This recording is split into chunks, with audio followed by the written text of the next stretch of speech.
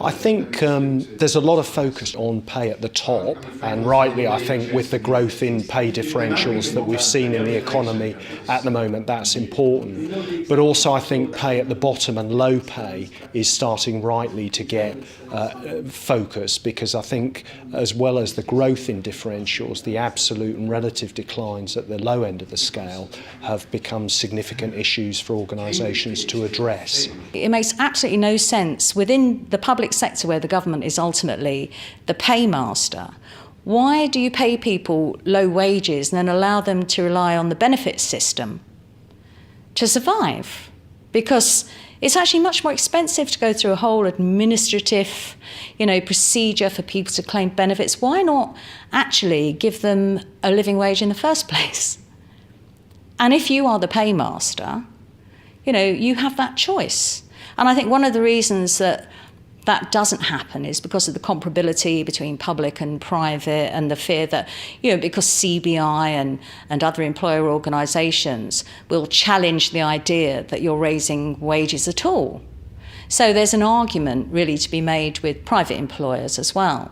And there are people like, Barclays in London and KPMG who will say when they introduced the living wage, it didn't actually cost them anything, because there was a decrease in sickness, there was increased motivation, there was less turnover.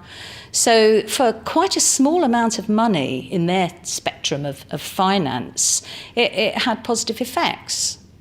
To what extent can the public policy agenda hit? Now, of course, it can through regulation, it can through persuasion. But I think one of the interesting things is the extent to which organisations themselves will make some changes. So one of the reasons why they make changes is for corporate social responsibility, brand type reasons. So they might want to be seen to be paying a fair wage, so they get the positive publicity. That's something they can make use of.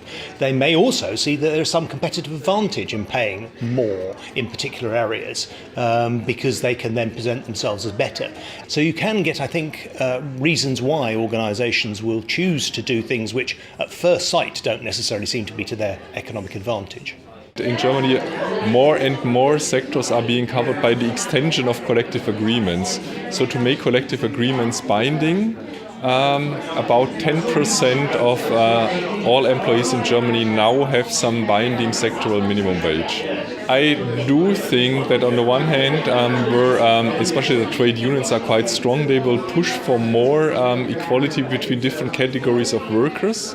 So to the extent that they are capable of achieving something in negotiations with employers or employers associations. And on the other hand, I think that over the next years we will see some moderate re-regulation of the lower bound of the labour market, just for political reasons, because this creates some tensions within society and also within the public sphere.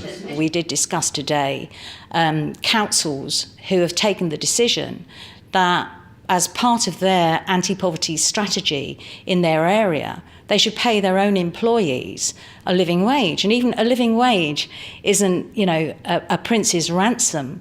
It just will make the difference between being able to live and not live. In local government, it's quite a strange situation, because across the public sector, as we know, there's a freeze. There's been a freeze for 2 years, in universities, in hospitals and so on. But what the government did to sort of legitimate that, if you like, was to say, well, if you paid less than 21,000, you can be paid £250 a year. But then they said, after the Local Government Employees Association cried foul, we can't afford this, because of such a high, most people who work in local government are paid less than £21,000. So the government backtracked, and Osborne made a famous sort of U-turn and said, well, actually, local government workforce is excluded. Right, it's only central government related workers. So we asked the question in local councils, you've had a pay freeze. In fact, local government had a pay freeze 1 year before everybody else. So 3 years of pay freeze. No £250 supplement. How have you managed?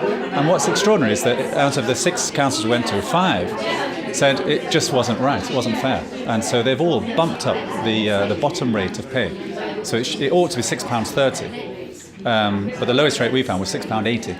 And 2 had introduced the living wage. So I suppose we're finding that at the local level, unions with managers, these are all through collective agreements, are legitimating what they see as a fairly unfair situation. However, they're not using that as a way of saying the national agreement should be abandoned and we need to do things at local level. They're very much doing it within the spirit of the national framework. So they're not challenging either the national institution, nor are they conforming with the new government's idea that all public sector pay ought to be regionalised. It's more to address poverty in the local area.